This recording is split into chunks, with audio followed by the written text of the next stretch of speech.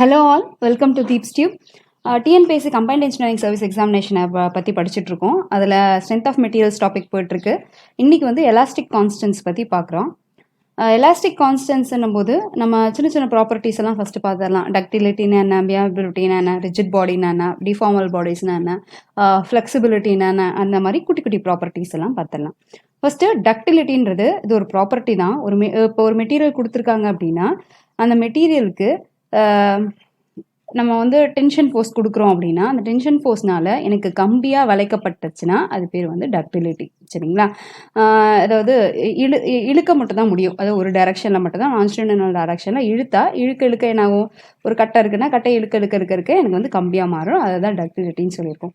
இதே மியாலபிலிட்டி அப்படின்னா ஒரு பொருளை தட்ட பிளேட்டாக மாறும். சரிங்களா? அது எந்த டைரக்ஷனில் வேணாலும் உங்களுக்கு வந்து கிழியாமல், ரப்சர் இல்லாமல் உங்களுக்கு வந்து பெரிய பிளேட்டாக மாறுச்சு அப்படின்னா அது பேர் வந்து மியாலபிலிட்டி அப்படின்னு சொல்லுவாங்க.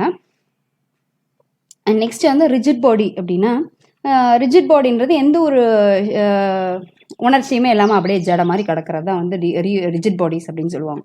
ஏதாச்சும் ஒரு ஃபோர்ஸ் அப்ளை பண்ணுறோம், நீ என்ன வேணால் அடி நான் தாங்குறேன் அப்படின்னு சொல்கிறது தான் ரிஜிட் பாடி. இதே டிஃபார்மல் பாடிஸ்னால் எப்படி இருக்கும், நம்ம வந்து ஒரு பொருள் இருக்குது அப்படின்னா அந்த பொருளை வந்து லைட்டாக குத்துறோன்னே உள்ளே போயிட்டு வெளியே வரும் இல்லைங்களா, அந்த மாதிரி இருக்க டிஃபார்மல் பாடிஸ். அதாவது அதோட பொசிஷன் சேஞ்ச் ஆச்சு, அதோட ப்ராப்பர்ட்டி ரெண்டு பாயிண்ட்டுக்கு ரெண்டு டிஸ்டன்ஸ் கூடிய பாயிண்ட் வந்து சேஞ்ச் ஆகிடுச்சு நான் ஃபோர்ஸ் அப்ளை பண்ணும்போது அப்படின்னா அது வந்து டிஃபார்மல் பாடிஸ்ன்னு சொல்லுவாங்க. இப்போ சப்போஸ் அதே எலாஸ்டிசிட்டி அப்படின்னு வரும்போது என்ன சொல்லுவோம், இப்போ எனக்கு ஒரு ஆப்ஜெக்ட் இருக்குது, லெட்டஸ்கே திஸ் ஸ்கொயர் ஆப்ஜெக்ட் இருக்குது அப்படின்னா இந்த ஸ்கொயரில் இந்த ஸ்கொயரை வந்து நான் பிடிச்சி இழுக்கும் போது எனக்கு என்ன ஆப்வியஸாக எனக்கு ரெக்டாங்கிளாக மாறும். திருப்பி இந்த நான் இழுக்கிற ஃபோர்ஸை, டென்சைல் ஃபோர்ஸை விட்டுட்டேன் அப்படின்னா விட்ட உடனே எனக்கு திருப்பி ஒரிஜினல் சைஸ் அண்ட் ஷேப்க்கு மாறுச்சு அப்படின்னா அதுதான் எலாஸ்டிசிட்டி அப்படின்னு சொல்கிறோம். whenever an external force applied is removed, it comes to its original size and shape is called as elasticity. சரிங்களா? அதாவது எக்ஸ்டர்னல் ஃபோர்ஸை ரிமூவ் பண்ணோடனே சட்டுன்னு அதோட ஒரிஜினல் ஷேப்புக்கும் சைஸுக்கும் வந்துருச்சு அப்படின்னா அதுதான் எலாஸ்டிசிட்டி அப்படின்னு சொல்லுவோம். இதில் வந்து சின்ன சின்ன ப்ரொப்போர்ஷன்ஸ்லாம் இருக்குது. ஸ்ட்ரெஸ் ஸ்ட்ரெயின் கர்வு இனிஷியலாக. இப்போ ஸ்ட்ரெஸ் ஸ்ட்ரெயின் கர்வில் இப்படி ஸ்டீலுக்குரியது இப்படி என்ன பண்ணலாம், இப்படி போயிட்டு இப்படி வந்து அதுக்கப்புறம் இப்படி போய் இப்படி வந்துருக்கும். சரிங்களா? இந்த கர்வை பார்த்தீங்கன்னா அடுத்த ஒரு 4-5 ஸ்லைடில் பற்றி நம்ம எக்ஸ்பிளைன் பண்ணுற மாதிரி இருக்கும். என்ன அப்படின்னா ஃபோர்ஸ்னால் கொடுக்குற எவ்வளோ லோடு அப்ளை பண்ணுறோம் அப்படின்றதுக்கு, அப்புறம் எக்ஸ்டென்ஷன் டெல்டாவோட வேல்யூ. இந்த ஃபோர்ஸை பொறுத்து உங்களுக்கு வந்து லோடு என்ன மாதிரி சேஞ்ச் ஆகுது அப்படின்னா நான் கொடுக்குற ஃபோர்ஸுக்கு எனக்கு ஸ்ட்ரெஸ்ஸும் ஸ்ட்ரெயினும். சரிங்களா? இந்த இடத்துல ஸ்ட்ரெஸ்ன்னு கூட வச்சுக்கோங்க. ஸ்ட்ரெஸ்ஸையும் ஸ்ட்ரெயினையும் நான் வந்து என்ன பண்ணுறேன் அப்படின்னா ஒரு கிராஃபாக வரையும் போது எனக்கு என்ன பண்ணும், ஸ்ட்ரெஸ் இன்க்ரீஸ் ஆக ஸ்ட்ரெயினும் இன்க்ரீஸ் ஆகிட்டே போகும் ஒரு பர்டிகுலர் லிமிட் வரைக்கும். அந்த பர்டிகுலர் லிமிட் வரைக்கும் நான் என்ன பண்ணலாம் அப்படின்னா திருப்பி விட்டேன் அப்படின்னா அதோட ஒரிஜினல் பொசிஷனுக்கும் வந்துடும். சரிங்களா? அப்படி நியர் லைனாக இருக்குது அப்படின்னா இதுதான் லிமிட் ஆஃப் ப்ரொபோஷனாலிட்டி. இந்த பாயிண்ட் லிமிட் ஆஃப் ப்ரொபோஷனாலிட்டினா லோடு கொடுக்க எனக்கு டிஃப்ளெக்ஷனும் வந்துக்கிட்டே இருக்கும், இது வரைக்கும் வரும். சரிங்களா? இதை விட்டுட்டேன் அப்படின்னா அதோட ஒரிஜினல் இடத்துக்கே போய் இதே இடத்துக்கே போய் நின்றுக்கும். இதை பேர் தான் வந்து என்ன சொல்கிறாங்கன்னா லிமிட் ஆஃப் ப்ரொபோஷனாலிட்டி அப்படின்னு சொல்லணும். இதே எலாஸ்டிசிட்டி லிமிட் ஆஃப் எலாஸ்டிசிட்டினா ப்ரொபோஷனாலிட்டிக்கு அடுத்து இருக்கிறது எலாஸ்டிசிட்டி, லிமிட் ஆஃப் எலாஸ்டிசிட்டி இந்த டிஸ்டன்ஸ். இந்த பாயிண்ட் பேர் எலாஸ்டிக் லிமிட் அப்படின்னு சொல்லியிருப்பாங்க. என்னன்னா இதுவும் வந்து ஸ்ட்ரெஸ்ஸும் ஸ்ட்ரெயின் தான் கிராஃப் தான் போட போகிறோம். அதில் லோடு இன்க்ரீஸ் ஆக ஸ்ட்ரெஸ் இன்க்ரீஸ் ஆக ஸ்ட்ரெயின் இன்க்ரீஸ் ஆகிட்டு தான் போகும். ஆனால் விட்டால் ஒரிஜினல் லென்த்துக்கு வந்து வராது. சரிங்களா? ஒரு சின்ன டிஃபார்மேஷன் வந்து நடந்திருக்கும். அதாவது இதுவும் லீனியராக தான் இருக்கும். பட் ஆனால் உங்களுக்கு என்ன எடுக்கும் அப்படின்னா ஒரிஜினல் லென்த் அதோட வந்து அச்சீவ் ஆகாது. எவ்வளோ பெருசு இருந்ததோ அந்த லென்த்துக்கு எக்ஸாக்டாக போகாது, கொஞ்சம் எக்ஸ்டெண்ட் ஆகி தான் கொஞ்சம் தொடுத்துட்டு தான் நிற்கும். சரிங்களா? இந்த பாயிண்ட் பேர் என்ன சொல்கிறாங்க அப்படின்னா லிமிட் ஆஃப் எலாஸ்டிக். இதுக்கு மேலே இழுத்திங்கன்னா எல்லா மெட்டீரியலும் பிளாஸ்டிக் ஆகி உங்களுக்கு வந்து ஒரிஜினல் ஷேப்புக்கு வரவே வராது. இதுக்கு உள்ளார இருக்கிற இது வரைக்கும் தான் உங்களுக்கு என்ன ஆகும்னா எலாஸ்டிக்காக வந்து பிஹேவ் பண்ண, அதுக்கு மேலே பிளாஸ்டிக்காக பிஹேவ் பண்ண ஆரம்பிச்சிடும். அண்ட் இந்த பாயிண்ட் பேர் வந்து எலாஸ்டிக் லிமிட் அப்படின்னு சொல்கிறாங்க. அண்ட் நெக்ஸ்ட்டு ஈல்டு லிமிட்னு என்ன சொல்கிறாங்கன்னா ஒரு மெட்டீரியல் ஸ்ட்ரெஸ்ஸு பியாண்டு வந்து நான் வந்து இழுத்துக்கிட்டே போகிறேன் அப்படின்னா அதோட ஸ்ட்ரெயின் வந்து ரொம்ப இன்க்ரீஸ் ஆகும் இன் கம்பேர்ட் டு ஸ்ட்ரெஸ்ஸை கம்பேர் பண்ணுற போது ஸ்ட்ரெயினோட வேல்யூ வந்து ரொம்ப இன்க்ரீஸ் ஆகிட்டே போயிட்டுருக்கும். அப்போ அந்த பொசிஷன் வந்து என்னன்னு சொல்கிறாங்க அப்படின்னா ஈல்டு லிமிட் அப்படின்னு சொல்கிறாங்க. இதுலேயே upper yield point, lower yield point 2 இருக்குது. ஃபஸ்ட்டு வந்து இந்த பாயிண்ட் வந்து அப்பர் ஈல்டு பாயிண்ட்டு எப்படி இருக்குது அப்படின்னா இந்த பாயிண்ட் அப்பர் ஈல்டு பாயிண்ட், இந்த பாயிண்ட் லோவர் ஈல்டு பாயிண்ட். சரிங்களா? அண்ட் அடுத்தது ஸ்ட்ரெயின் ஹார்டனிங் ஜோனு. ஈல்டு பாயிண்ட்டுக்கு அடுத்தது மேலே போக என்ன ஆகுனா ஒரு சர்டைன் லிமிட் மேலே ப்ராப்பர்ட்டி உள்ளே இருக்க மெட்டீரியலுக்குள்ளே இருக்க பாயிண்ட்ஸ் எல்லாம் இருக்கும் இல்லைங்களா, மாலிகூல்ஸ் எல்லாம் அது அதோட பொசிஷனை சேஞ்ச் பண்ணி ஸ்ட்ரென்த்தை திருப்பி எடுத்துக்க ஆரம்பிக்கும். அப்படி எடுத்துக்கும் போது கொஞ்சம் ஸ்ட்ரெயின் வந்து ஸ்ட்ரெஸ்ஸும் ஸ்ட்ரெயினும் கொஞ்சம் லீனியர் கர்வாக இன்க்ரீஸ் ஆகும். அண்ட் அந்த ஜோன் பேர் தான் என்னன்னு சொல்கிறாங்க அப்படின்னா ஸ்ட்ரெயின் ஹார்டனிங் ஜோன்னு சொல்லுவாங்க. சரிங்களா. அண்ட் ஸ்ட்ரெயின் ஹார்டனிங் ஜோனை தாண்டினா அடுத்து என்ன வரும் அப்படின்னா அல்டிமேட் ஸ்ட்ரெஸ் அப்படின்னு வரும். மேக்ஸிமம் பாயிண்ட், இதுக்கு மேலே லோடு எடுத்துக்கவே எடுக்காது. சரிங்களா. இதுதான் அல்டிமேட் ஸ்ட்ரெஸ்ன்னு எடுத்துருப்பாங்க. இதுக்கு மேலே எவ்வளோ லோடு கொடுத்தாலும் ஸ்ட்ரெஸ் வந்து டிக்ரீஸ் ஆகிட்டு தான் போகும். இதுதான் அல்டிமேட் ஸ்ட்ரெஸ் இருக்கிற இடம். அண்ட் இந்த பாயிண்ட் வந்து அல்டிமேட் ஸ்ட்ரெஸ் பாயிண்ட்டு. அதில் இருக்க ஸ்ட்ரெஸ் வந்து அல்டிமேட் ஸ்ட்ரெஸ். அண்ட் எஃப்ன்றது வந்து என்ன பாயிண்ட் அப்படின்னா பிரேக்கிங் பாயிண்ட், இல்லைனா பிரேக்கிங் ஸ்ட்ரெஸ், இல்லைனா ஃப்ராக்சர் பாயிண்ட் அப்படின்னு சொல்லுவாங்க. இதுக்கு மேலே என்ன ஆயிரும், நான் ஒரு மெட்டலை பிடிச்சி இழுக்க இழுத்து எனக்கு அதோட எக்ஸ்ட்ரீம் அல்டிமேட் பாயிண்ட் அது ரீச் ஆன வச்சு என்ன ஆகணும் அப்படின்னா கிராக் ஆகி உடைய ஆரம்பிச்சிருமா, உடஞ்ச பாயிண்ட்டை தான் நான் என்ன பண்ணுறேன் அப்படின்னா ஃப்ராக்சர் பாயிண்ட் இல்லைனா பிரேக்கிங் பாயிண்ட் அப்படின்னு சொல்கிறேன். Fracture or as breaking point அப்படின்னு சொல்கிறேன். இதுக்கு மேலே அந்த மெட்டல் லோடு தாங்குமா, உடஞ்சு போனதுக்கப்புறம் எப்படி தாங்காது. அப்போ அந்த பாயிண்ட் தான் பிரேக்கிங் பாயிண்ட். அப்போ என்னென்னலாம் பார்த்துருக்கோம் இது வரைக்கும், ஒரு ஸ்ட்ரெஸ் ஸ்ட்ரெயின் கிராஃபில் நான் வந்து எனக்கு 0 to A பொசிஷனில் இருக்கிறது என்னன்னு சொல்கிறேன் அப்படின்னா லிமிட் ஆஃப் ப்ரொபோஷனாலிட்டி அப்படின்னு சொல்கிறேன். சரிங்களா. அதாவது ஏ பாயிண்ட் வந்து லிமிட் ஆஃப் ப்ரொபோஷனாலிட்டின்னு சொல்கிறேன். அண்ட் பி பாயிண்ட்டை வந்து என்னன்னு சொல்கிறேன் அப்படின்னா எலாஸ்டிக் பாயிண்ட் அப்படின்னு சொல்கிறேன். அண்ட் சி வந்து அப்பர் ஈல்டு பாயிண்ட்டு, டி வந்து லோவர் ஈல்டு பாயிண்ட்டு. அண்ட் ஈன்றது வந்து அல்டிமேட் ஸ்ட்ரெஸ்ஸு. அண்ட் எஃப்ன்றது பிரேக்கிங் பாயிண்ட்டு இல்லைன்னா வந்து ஃப்ராக்சர் பாயிண்ட் அப்படின்னு சொல்லுவோம். இது இந்த கிராஃபில் எதுக்கு நம்ம பார்த்தோம்னாவே அல்டிமேட்டாக நம்ம வந்து ஹூக்ஸ்லா அப்படின்ற ஒரு கான்ஸ்டன்ட்டை பார்க்கறதுக்காக தான். ஹூக்ஸ்ன்றவர் என்ன பண்ணிட்டாருன்னா ஸ்ட்ரெஸ்ஸும் ஸ்ட்ரெயினும் எனக்கு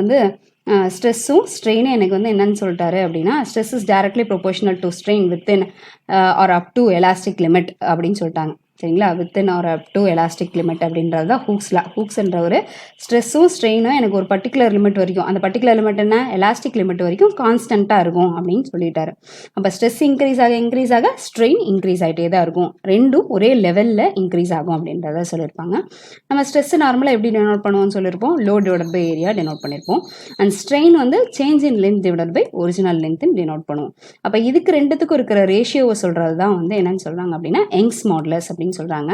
இந்த E is equal to sigma by E நான் எப்படி எழுதலாம், P by A into delta L by L. அப்போ PL by A delta Lன்றது தான் எனக்கு யங்ஸ் மாடுலஸ். ஓகேவா. PL by A delta Lன்றது தான் எனக்கு யங்ஸ் மாடுலஸோட வேல்யூ. அண்ட் சின்ன கான்ஸ்டன்ட்ஸ் எதனாலாம் எலாஸ்டிக் இதுக்கு வந்து சொல்லியிருப்பாங்க அப்படின்னா ஈயோட வேல்யூ 2 × 10⁵, அதாவது யங்ஸ் மாடுலஸோட வேல்யூ 2 × 10⁵ Nm²ல வந்து இருக்கும்னு சொல்லியிருப்பாங்க. வேறு எல்ஸ் Nm²ல எல்லாம் வேறு எப்படி ரெப்ரசென்ட் பண்ணலாம் அப்படின்னா ஜிகா பாஸ்கலாகவும் ரெப்ரசென்ட் பண்ணலாம். ஜிகா பாஸ்கலாக சொல்லும்போது 210 ஜிகா பாஸ்கல் வந்து இருக்கும். சரிங்களா. அண்ட் அடுத்தது ஷியர் மாடுலஸ். இப்போ என்னென்ன மாடுலஸ், ஃபஸ்ட்டு வந்து என்ன மாடுலஸ் பார்த்தோம், எலாஸ்டிக் மாடுலஸ் பார்த்தோம். அண்ட் இப்போ என்ன மாடுலஸ் பார்க்குறோம் அப்படின்னா ஷியர் மாடுலஸ் வந்து பார்க்குறோம். மாடுலஸ்னாவே ஒன்றும் இல்லைங்க, ratio between stress and strain தான். என்ன ஸ்ட்ரெஸ் என்ன ஸ்ட்ரெயின்னு தான் சொல்லணும். ஃபிட்டஸ் டைரக்ட் ஸ்ட்ரெஸ், அதாவது linear stress by linear strain அப்படின்னு சொன்னோம்னா அது வந்து என்னன்னு சொல்கிறாங்க அப்படின்னா எலாஸ்டிக் மாடுலஸ். வெறும் ஸ்ட்ரெஸ் ஸ்ட்ரெயின்னு மட்டும் சொன்னோம் அப்படின்னா அது எலாஸ்டிக் மாடுலஸ். இதே லீனியர் ஸ்ட்ரெஸ்ஸுக்கு பதிலாக shear stress divided by shear strain அப்படின்னு சொல்லியிருந்தோம் அப்படின்னா shear stress divided by shear strain அப்படின்னு சொல்லியிருந்தோம் அப்படின்னா இது வந்து ஷியர் மாடுலஸ்ன்னு சொல்லியிருப்பாங்க. ஷியர் ஸ்ட்ரெஸ்ஸை டவுன்னு ரெப்ரசென்ட் பண்ணுவாங்க. அண்ட் ஷியர் ஸ்ட்ரெயினை வந்து என்ன பண்ணியிருப்பாங்க அப்படின்னா ஷியர் ஸ்ட்ரெயினை 5 அப்படின்ற மாதிரி ரெப்ரசென்ட் பண்ணியிருப்பாங்க இந்த இடத்துல. சரிங்களா. ஓகே. இது வேறு எப்படி ஷியர் ஸ்ட்ரெயின் டீட்டான்னு கூட ரெப்ரசென்ட் பண்ணலாம். டீட்டான்றது வந்து எந்த ஸ்லோப்பை பொறுத்து எவ்வளோ வேரியேஷன்ஸ் வந்து கொடுத்துருக்குதுன்னா. நெக்ஸ்ட் என்ன டாபிக் அப்படின்னா பல்க் மாடுலஸ். ஓகேங்களா. பல்க் மாடுலஸை வந்து கேன்னு ரெப்ரசென்ட் பண்ணுவாங்க. அண்ட் இது என்ன சொல்லுவாங்க அப்படின்னா நான் என்ன முன்னாடியே சொன்னேன் ஸ்ட்ரெஸ் பை ஸ்ட்ரெயின் தான் சொன்னேன்னா. ஸ்ட்ரெஸ் பை ஸ்ட்ரெயின்ன்றது பல்க் மாடுலஸாக என்ன இருக்கும் அப்படின்னா direct stress divided by volumetric strain. நான் லோடு அப்ளை பண்ணுறனால எனக்கு வந்து என்டையர் ஷேப்புமே சேஞ்ச் ஆகி அதுக்குரிய ரேஷியோ கொடுக்கறது தான் வந்து என்னன்னு சொல்லியிருப்பாங்க அப்படின்னா பல்க் மாடுலஸ் அப்படின்னு சொல்லுவாங்க. அண்ட் இதை ரெப்ரசென்ட் பண்ணுறதுக்கு கேன்னு ரெப்ரசென்ட் பண்ணுவோம். கேன்றது வந்து direct stress divided by direct stress divided by volumetric strain. And direct stress வந்து நான் வேற எப்படி சொல்லலாம்னா minus P divided by delta வின்னு சொல்கிறோம். ஏன் இந்த நெகட்டிவ் சைன்னா எனக்கு வந்து வால்யூம் வந்து டிக்ரீஸ் ஆகிருக்கும் சரிங்களா. ப்ரெஷர் கொடுக்க எனக்கு வால்யூம் டிக்ரீஸ் ஆகிருக்கனால நான் இதை என்னன்னு சொல்கிறாங்க அப்படின்னா நெகட்டிவில் வந்து ரெப்ரசென்ட் பண்ணுறாங்க. அண்ட் அடுத்தது பார்த்திங்கன்னா பாய்சான்ஸ் ரேஷியோ. பாய்சான்ஸ் ரேஷியோன்றது lateral strain divided by longitudinal strain, lateral strain divided by longitudinal ஸ்ட்ரெயினை சொல்கிறது தான் வந்து பாய்சான்ஸ் ரேஷியோன்னு சொல்லுவாங்க. இதில் லேட்ரல் ஸ்ட்ரெயின்னா என்ன, லாஞ்சிடியூடினல் ஸ்ட்ரெயின்னா என்ன அப்படின்றது தான். லேட்ரல் ஸ்ட்ரெயின் அப்படின்றது ஃபஸ்ட்டு பார்க்குறதுக்கு முன்னாடி லாஞ்சிடியூடினல் ஸ்ட்ரெயின் அப்படின்னு பார்த்துடலாம். லாஞ்சிடியூடினல் ஸ்ட்ரெயினா ஒரு மெட்டீரியல் இருக்குது, இந்த மாதிரி ஒரு சிலிண்டர் இருக்குது அப்படின்னா சிலிண்டரை நான் லோடு அப்ளை பண்ணுறேன்.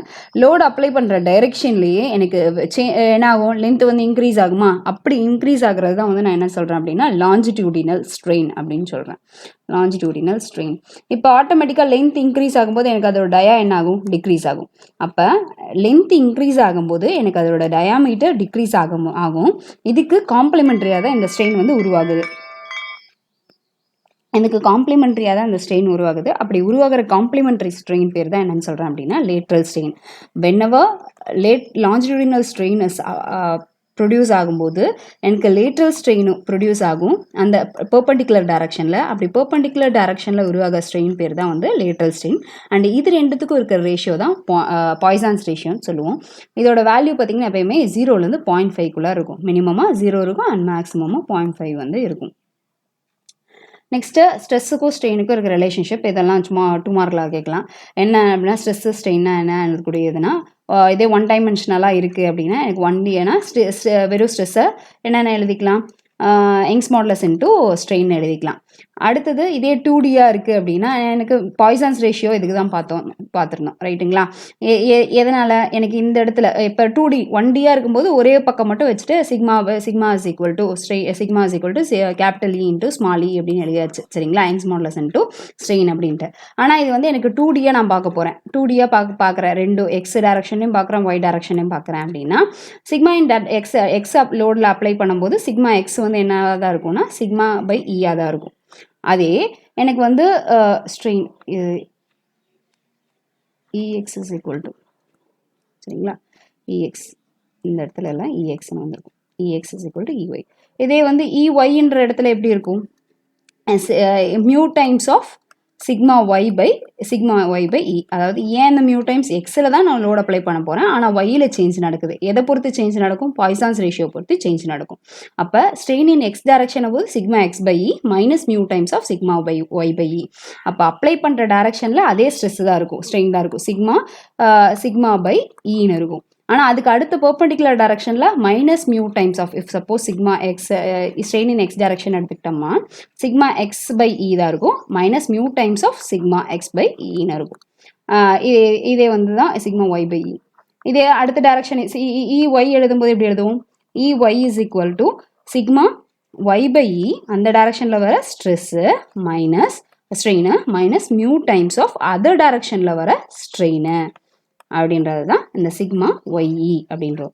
இதே மூணாவது டைரக்ஷன்னா என்ன வந்திருக்கும், இதே இன்னொன்று சேர்த்தி வந்திருக்கும், அவ்வளோதான்.